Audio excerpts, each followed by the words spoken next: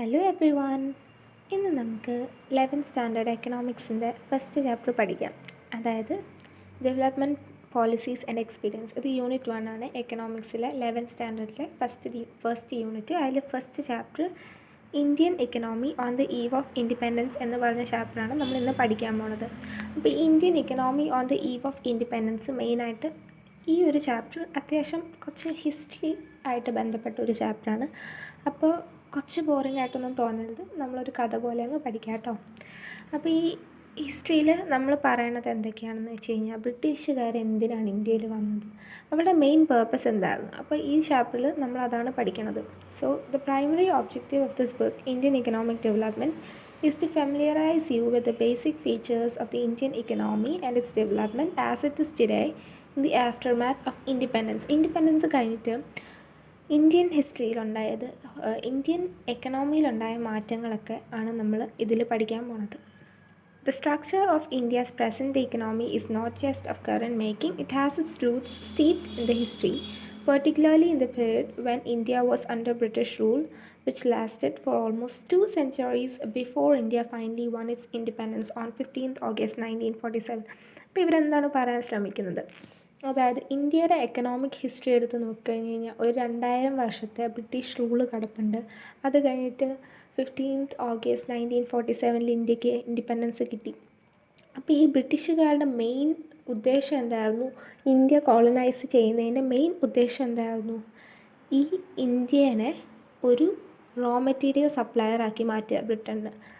അതായിരുന്നു അവരുടെ ഉദ്ദേശം. എന്നിട്ടെന്താണ്, ഇവരെ റോ മെറ്റീരിയൽ സപ്ലയർ ആക്കി മാറ്റിയിട്ട് അതേപോലെ തന്നെ ഇന്ത്യനെ അവരുടെ ഫിനിഷ് പ്രോഡക്റ്റ് തീറ്റിക്കുന്ന ആൾക്കാരാക്കി മാറ്റണം. അതായിരുന്നു അവരുടെ മെയിൻ ഉദ്ദേശം. അതായത് അവരുടെ ഇൻഡസ്ട്രിയൽ ബേസ് വളരുകയും ചെയ്യണം, അതേസമയം ദേ ഹാവ് ടു എക്സ്പ്ലോയിറ്റ് ഇന്ത്യനെ എക്സ്പ്ലോയിറ്റ് ചെയ്യുകയും വേണം. അതായിരുന്നു അവരുടെ മെയിൻ ഉദ്ദേശം. അപ്പോൾ നമുക്ക് ഫസ്റ്റ് പോയിന്റിലേക്ക് വരാം. Low level of economic development under the colonial rule. അപ്പോൾ നമ്മൾ ഒക്കെ പറയും ബ്രിട്ടീഷുകാർ വന്നുകൊണ്ടാണ് റെയിൽവേ ഉണ്ടായത്, ബ്രിട്ടീഷുകാർ വന്നുകൊണ്ടാണ് പല പ്രാക്ടീസസൊക്കെ പോയത്. പക്ഷെ അതൊക്കെ കറക്റ്റാണ്. പക്ഷേ ഇന്ത്യയുടെ എക്കണോമിയിൽ എന്തൊക്കെ സംഭവിച്ചു ബ്രിട്ടീഷുകാർ വന്നപ്പോൾ, അത് നന്നായോ അതോ അത് വീണ്ടും ചീത്തയായോ, അതാണ് ഈ ഒരു പോയിന്റിൽ നമ്മൾ പഠിക്കുന്നത്. India had an independent economy before the advent of British rule. British rule വരുന്നതിന് മുമ്പ് ഇന്ത്യക്കൊരു ഇൻഡിപെൻഡൻറ്റ് എക്കണോമി ഉണ്ടായിരുന്നു. അപ്പോൾ ആൾക്കാരുടെ മെയിൻ സോഴ്സ് ഓഫ് ലിവിങ് എന്ന് പറയുന്നത് അഗ്രികൾച്ചർ ആയിരുന്നു അന്ന്. അതായത് കൃഷിയായിരുന്നു ആൾക്കാരുടെ മെയിൻ സോഴ്സ് ഓഫ് ലൈവ്ലിഹുഡ്. അപ്പോൾ അതുകൂടാതെ തന്നെ ഇന്ത്യയിൽ കുറച്ച് മാനുഫാക്ചറിങ് ആക്ടിവിറ്റീസ് ഒക്കെ ഉണ്ടാകും. ഇന്ത്യ അറിയപ്പെട്ടിരുന്നത് ഇന്ത്യയുടെ ഹാൻഡിക്രാഫ്റ്റ് ഇൻഡസ്ട്രീസാണ്. Silk, cotton, metal, precious stone works ഒക്കെ ഇന്ത്യനെക്കുറിച്ച് വളരെയധികം ഫേമസ് ആയിട്ടുള്ള കാര്യങ്ങളായിരുന്നു.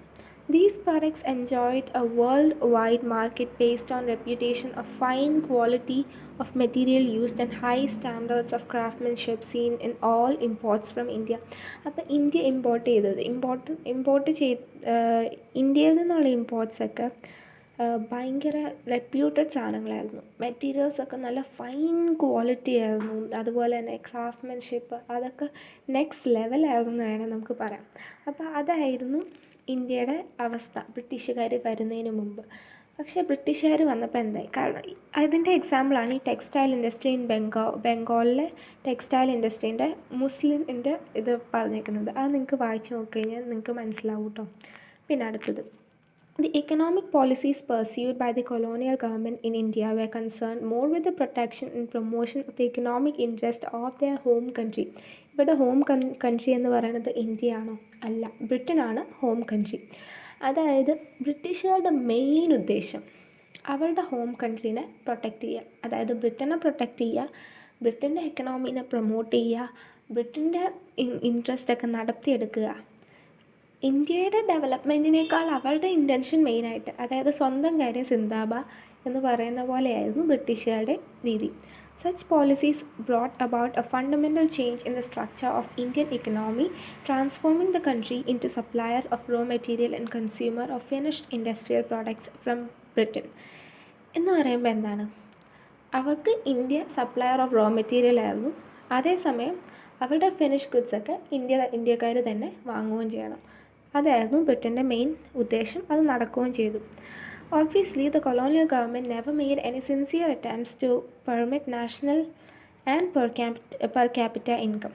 പെർ ക്യാപിറ്റ ഇൻകം എന്ന് പറയുന്നത് ഒരാളുടെ ഇൻകം, നാഷണൽ ഇൻകം എന്ന് പറയുന്നത് ഫുൾ ഇന്ത്യക്കാരുടെ ഇൻകം.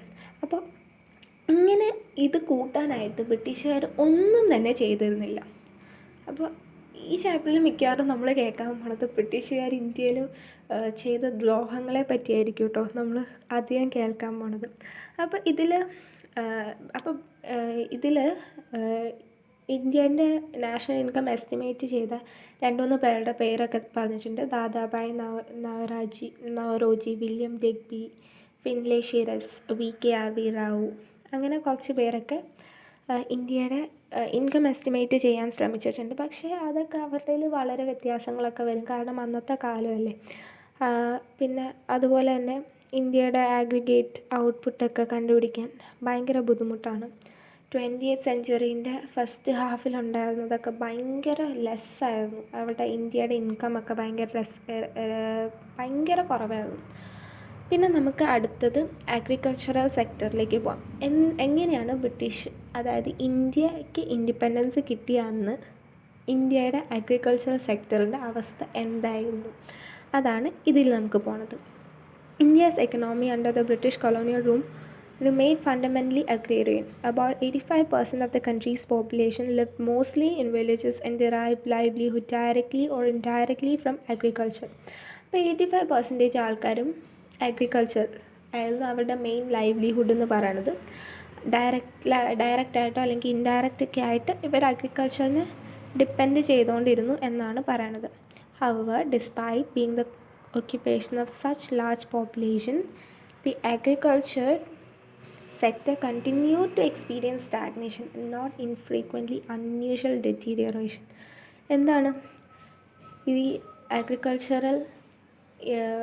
അഗ്രികൾച്ചറിൽ നിന്ന് വന്നുകൊണ്ടിരുന്നതെല്ലാം വളരെയധികം ഡിറ്റീരിയോറേറ്റ് ചെയ്തു, അതായത് കുറഞ്ഞുകൊണ്ടിരുന്നു, അവരുടെ വളർച്ച കുറഞ്ഞുകൊണ്ടിരുന്നു. Agricultural productivity became low, though in absolute terms the sector experienced some growth due to expansion of the agriculture. അതായത് ഇവിടെ പറയണത് എന്താണെന്ന് വെച്ചാൽ അഗ്രികൾച്ചറൽ പ്രൊഡക്ടിവിറ്റി ബിക്കം ലോ എന്ന് പറയുന്നത് പ്രൊപ്പോർഷനേറ്റ് ആയിട്ട് നമ്മൾ നോക്കുമ്പോൾ, അതായത് ഈ അഗ്രികൾച്ചറൽ പ്രൊഡക്ടിവിറ്റി കൂടി. പക്ഷേ അതെന്തുകൊണ്ടാണ് കൂടിയത്? കുറേ ഏരിയ കൾട്ടിവേറ്റ് ചെയ്തു, കുറച്ചുകൂടെ എക്സ്ട്രാ ലാൻഡ് കൾട്ടിവേറ്റ് ചെയ്തുകൊണ്ടാണ് അഗ്രികൾച്ചറൽ പ്രൊഡക്ടിവിറ്റി കൂടിയത്. പക്ഷേ അന്നേരം നമ്മൾ ആഗ്രിഗേറ്റ് പ്രൊപ്പോർഷൻ എടുത്ത് നോക്കുമ്പോൾ അഗ്രികൾച്ചറൽ പ്രൊഡക്ടിവിറ്റി ഭയങ്കര കുറവായിരുന്നു എന്നാണ് പറയണത്. എന്തുകൊണ്ടാണ് ഇതൊക്കെ ഉണ്ടായത്? അതിൻ്റെ first foremost reason land settlement. അതായത് കൊളോണിയൽ ഗവൺമെൻറ് ഒരു ലാൻഡ് സെറ്റിൽമെൻറ്റ് പോളിസി കൊണ്ടുവന്നിട്ടുണ്ടായി. അത് സമീന്ദാരി സിസ്റ്റം അതായത് സമീന്ദാർസ് ആയിരുന്നു ഇതിൻ്റെ മെയിൻ ആൾക്കാർ. അപ്പം ഇവിടെ എങ്ങനെയാണെന്ന് വെച്ച് കഴിഞ്ഞാൽ ഇവരെന്താ ചെയ്തുകൊണ്ടിരുന്നതെന്ന് വെച്ച് കഴിഞ്ഞാൽ ഈ പ്രോഫിറ്റ്, അഗ്രികൾച്ചറിൽ നിന്ന് വരുന്ന പ്രോഫിറ്റൊക്കെ സമീന്ദാർസിനായിരുന്നു പോയിക്കൊണ്ടിരുന്നത്. ഈ നട്ട ആൾക്കാർക്കല്ല പോണത്, സമീന്ദാർ എന്ന് പറയുന്നത് കുറച്ച് ഒരു ചീഫായിട്ടുള്ള ആളിനാണ് പോയിക്കൊണ്ടിരുന്നത്. അപ്പോൾ ഈ സമീന്ദാറിൻ്റെ ഇൻട്രസ്റ്റ് എന്തായിരുന്നു? എന്ത് ചെയ്താലും കൾട്ടിവേറ്റേഴ്സ് ഭക്ഷണം കഴിച്ചോ അങ്ങനെയൊന്നും നോക്കില്ല, ഇവരുടെ നിന്നുള്ള റെൻറ്റ് വാങ്ങുക, അത് മാത്രമായിരുന്നു ഇവരുടെ ഉദ്ദേശം. ഇവരുടെ ടെൻഷനോ ആൾക്കാർക്ക് എത്ര പാടുണ്ടെന്നോ പ്രശ്നങ്ങളുണ്ടെന്നോ പോവേർട്ടി ഉണ്ടെന്നോ ഒന്നും ഇവർക്കൊന്നും നോക്കാനുള്ള ഒരു ചിന്ത അവർക്കുണ്ടായിരുന്നില്ല.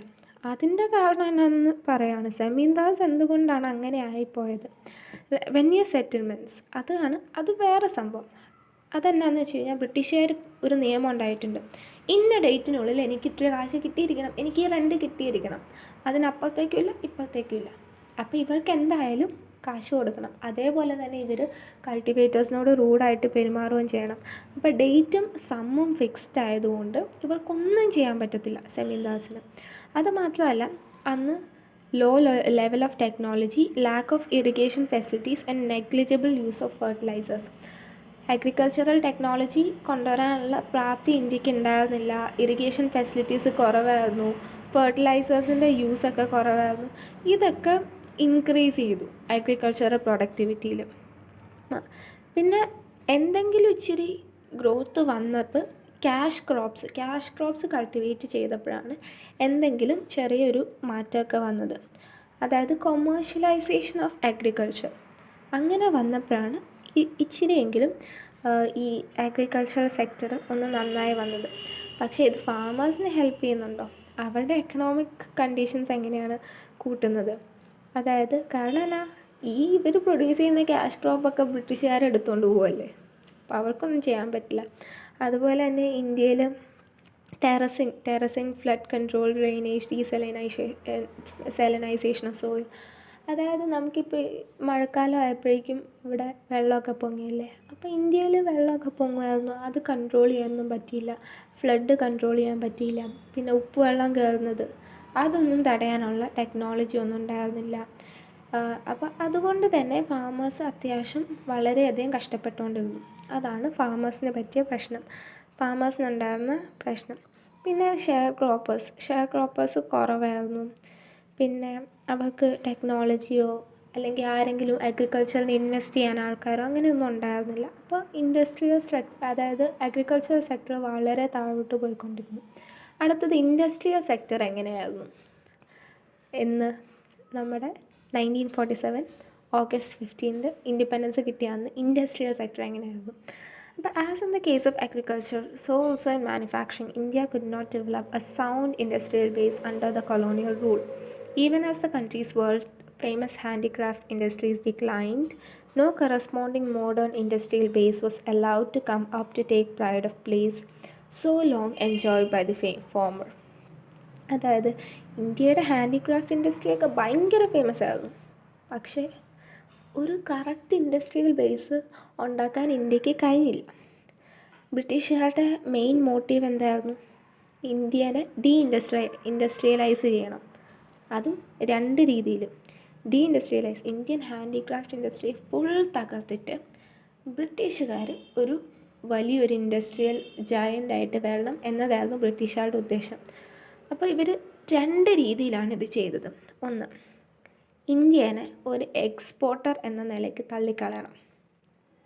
അതായത് റോ മെറ്റീരിയൽസ് ഫുൾ എക്സ്പോർട്ട് ചെയ്യുന്ന ഒരു കൺട്രി, അല്ലാതെ ഇന്ത്യക്കകത്ത് മാനുഫാക്ചറിങ്ങോ ഇൻഡസ്ട്രിയോ ഒന്നുമില്ല. രണ്ടാമത്, ഇന്ത്യനെ ഫിനിഷ് പ്രോഡക്ട്സിൻ്റെ ഒരു മാർക്കറ്റാക്കി മാറ്റുക.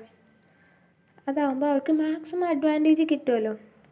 അവർ റോ മെറ്റീരിയൽസ് വാങ്ങി, ചിലവ് കുറഞ്ഞ് വാങ്ങി, ഫിനിഷ്ഡ് പ്രോഡക്ട്സ് ഇവിടെ കുറച്ചുകൂടെ വില കൂട്ടി വിൽക്കുമ്പോൾ ആർക്കാണിപ്പോൾ ലാഭം? അവർക്ക് തന്നെയല്ലേ ലാഭം. അതാണ് അവിടെ നടന്നത്. പിന്നെ in the unfolding economic scenario, the decline of the indigenous handcraft industries created not only massive unemployment in India but also new demand in the Indian consumer market.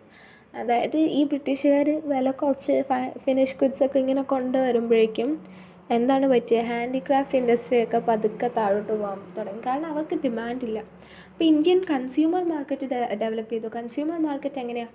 വാങ്ങുക, എവിടെ നിന്നേലും വാങ്ങാം. അപ്പോൾ ഇവർ ഒബ്വിയസ്ലി നോക്കുന്ന ബ്രിട്ടൻ്റെ ക്ലോത്ത്സിന് വില കുറവാണ്, ബ്രിട്ടൻ കൊണ്ടുവരുന്ന സാധനങ്ങൾക്ക് വില കുറവാണ്. അപ്പോൾ അവർ ബ്രിട്ടീഷിൻ്റെ നിന്ന് വാങ്ങും.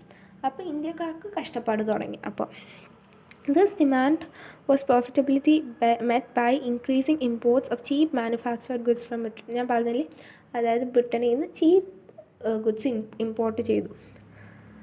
അതുകൊണ്ട് ഇന്ത്യയിലെ ആൾക്കാർ ബ്രിട്ടീഷിൻ്റെ സാധനങ്ങൾ വാങ്ങുകയും അതിന് വില കുറവായതുകൊണ്ട് അവർക്ക് നഷ്ടം, അതായത് ഇന്ത്യക്കാർക്ക് ഫുൾ നഷ്ടമായിരുന്നു. ഇൻഡസ്ട്രിയലൈസ് ചെയ്യാൻ പോലും പറ്റാത്തൊരു സിറ്റുവേഷനായിരുന്നു ഇന്ത്യക്ക്.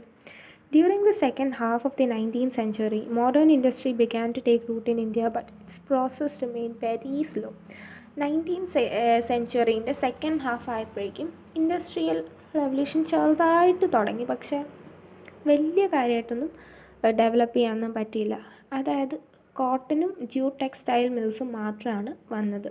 അതിൻ്റെ അപ്പുറത്തേക്ക് പോകാനുള്ള കഴിവില്ലായിരുന്നു. അത് മഹാരാഷ്ട്രയിലും ഗുജറാത്തിലും ആയിരുന്നു കോട്ടൺ മിൽസ്. പക്ഷേ ജ്യൂട്ട് മിൽസ് വെസ്റ്റ് ബംഗാളിലായിരുന്നു, അല്ലെങ്കിൽ ബംഗാളിലായിരുന്നു ജ്യൂട്ട് മിൽസൊക്കെ. പിന്നെ ഇത് എപ്പോഴാണ്? 19th സെഞ്ച്വറീൻ്റെ പകുതിയായപ്പോൾ. പക്ഷേ മര്യാദയ്ക്കൊരു ഇൻഡസ്ട്രി വന്നത് ടാറ്റ അയൺ ആൻഡ് സ്റ്റീൽ കമ്പനിയാണ്. അത് വന്നത് 1907 വന്നത്. അപ്പോൾ എത്ര ടൈം ഡിഫറൻസ് ഉണ്ടെന്ന് ആലോചിച്ച് നോക്കട്ടോ. അപ്പോൾ അത് കാരണം എന്താണെന്ന് വെച്ച് കഴിഞ്ഞാൽ ഉള്ള ഇൻഡസ്ട്രീസൊക്കെ സെക്കൻഡ് വേൾഡ് വാറിന് വേണ്ടി ബ്രിട്ടന് സാധനങ്ങൾ കൊടുക്കുകയാണ്. അപ്പോൾ എല്ലാ ഇൻഡസ്ട്രീസും മിക്കതും വന്നത് സെക്കൻഡ് വേൾഡ് വാർ കഴിഞ്ഞിട്ടാണ്. However, there was hardly any capital good industries to help promote further industrialization in India. അതായത് മെഷീൻ ടൂൾസ് അതൊക്കെ ഉണ്ടാക്കണ ക്യാപിറ്റൽ ഗുഡ്സ് പ്രൊഡ്യൂസ് ചെയ്യണ ഇൻഡസ്ട്രീസ് ഒന്നും തന്നെ ഉണ്ടാകുന്നില്ല ഇന്ത്യയിൽ. അതായത് അതൊക്കെ ഉണ്ടെങ്കിലാണല്ലോ ഇന്ത്യക്ക് ഡെവലപ്പ് ചെയ്യാൻ പറ്റുള്ളൂ. കാർ ഒരു സാധനമാണ്, പക്ഷേ കാർ ഉണ്ടാക്കാനായിട്ടുള്ള വസ്തുക്കളൊക്കെ ഉണ്ട്. പക്ഷേ കാർ ഉണ്ടാക്കണ കമ്പനി നമുക്കില്ലെങ്കിൽ എന്താണ് ആവശ്യമില്ല, വേസ്റ്റാണ്. അതാണ് ഇവിടെ സംഭവിച്ചത്. മനസ്സിലായോ? പിന്നെ അടുത്തത് the growth rate of the new industrial sector and its contribution to the GDP or gross value added remained very slow. അതായത് ഈ പുതിയ ഇൻഡസ്ട്രീൻ്റെയൊക്കെ ഗ്രോത്ത് വളരെ കുറവായിരുന്നു. GDPയിലേക്ക് അതിൻ്റെ വാല്യൂ വളരെ ചെറുത്, അത്രയ്ക്ക് മൈന്യൂട്ടായിരുന്നു അന്നൊക്കെ. Another significant drawback of the new industrial sector was the very limited area of operation of the public sector. Public സെക്ടറിലുള്ള വളരെ ലിമിറ്റഡ് ആയിട്ടുള്ള ഓപ്പറേഷൻ ഉണ്ടായിരുന്നു. This sector remained confined only to the railways, power generation, communication, ports and some other departmental undertakings. അതൊക്കെ എന്തൊക്കെയായിരുന്നു? Railways, power generation, communication, ports and some other department.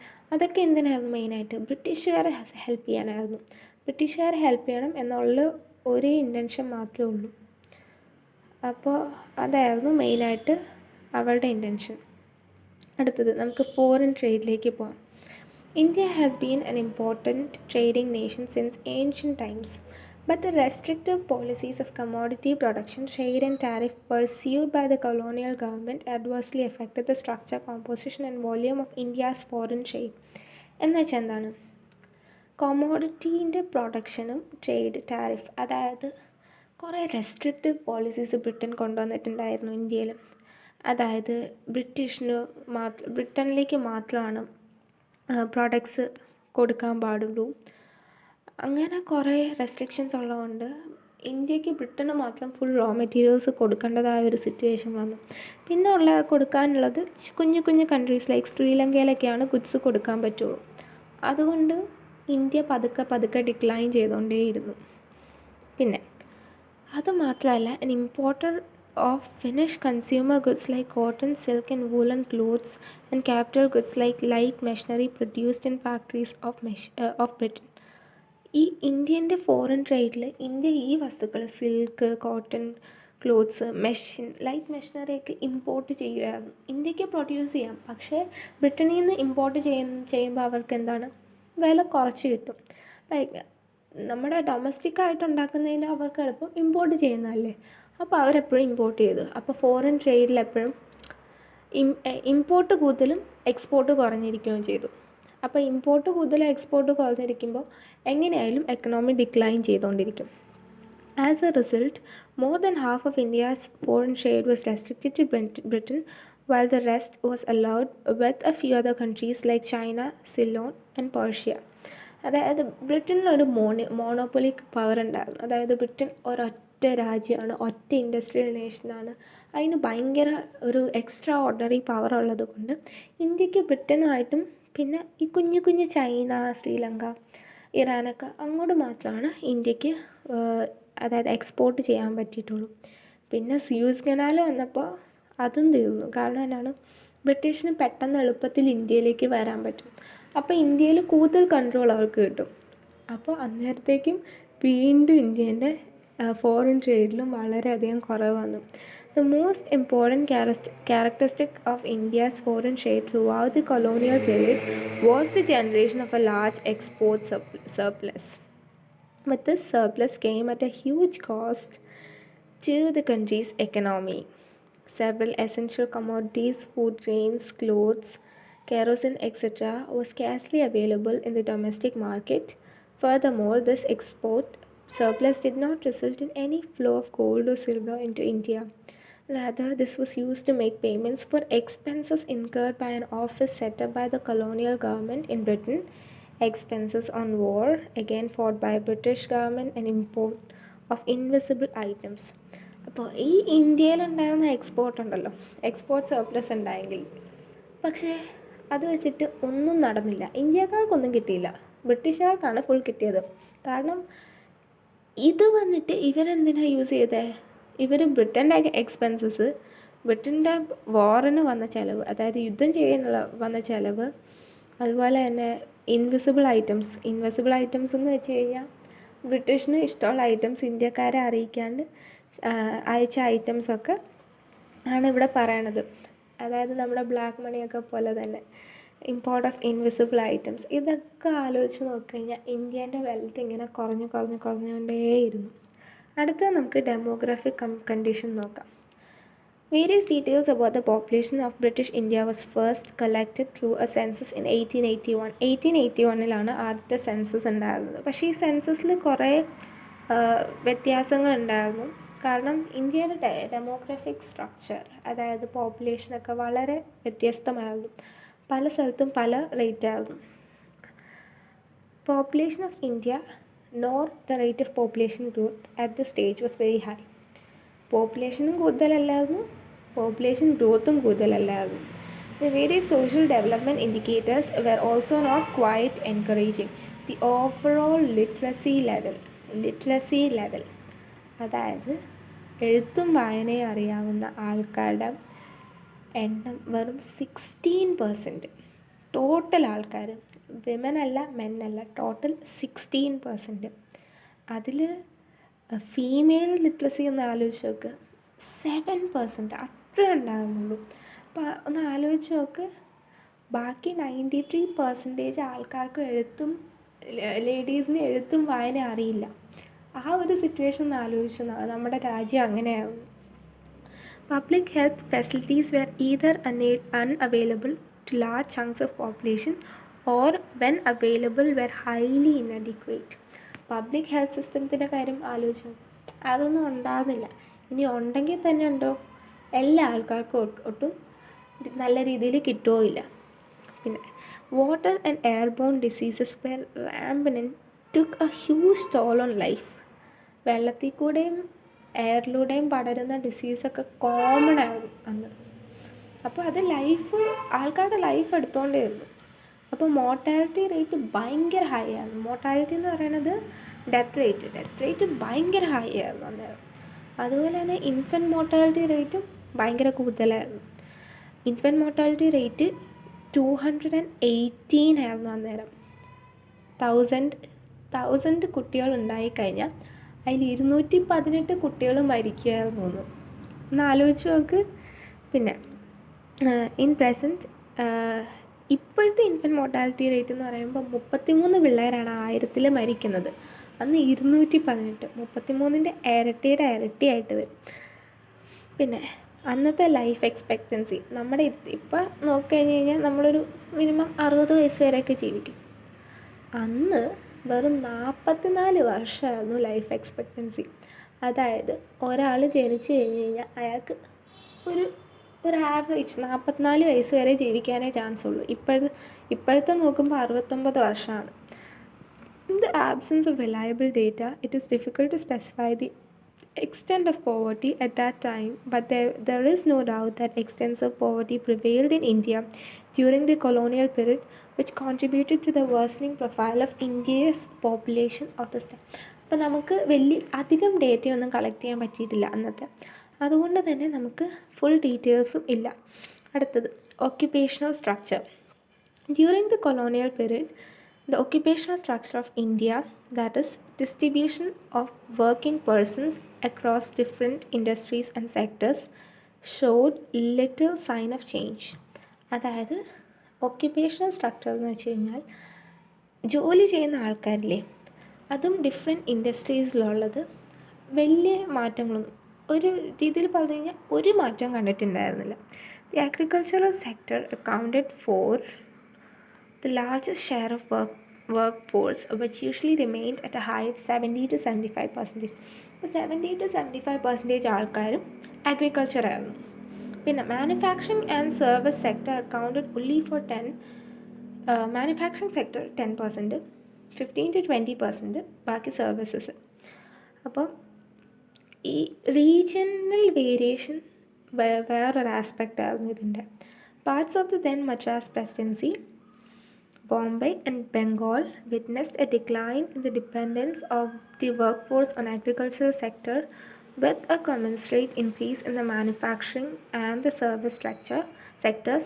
However, there had been an increase in the share of workforce in agriculture during the same time in states such as Orissa, Rajasthan and Punjab.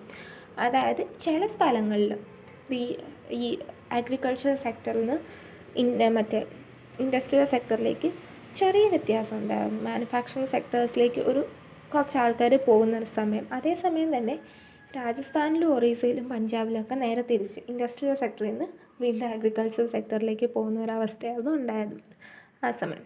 പിന്നെ അടുത്തത് നമ്മൾ നോക്കാൻ പോകുന്നത് ഇൻഫ്രാസ്ട്രക്ചറാണ്.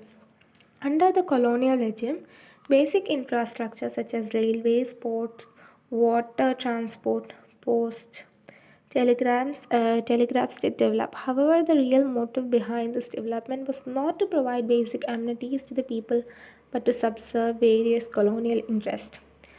അതായത് railway ഉണ്ടായിരുന്നു, telegraph അതൊക്കെ develop ചെയ്തു.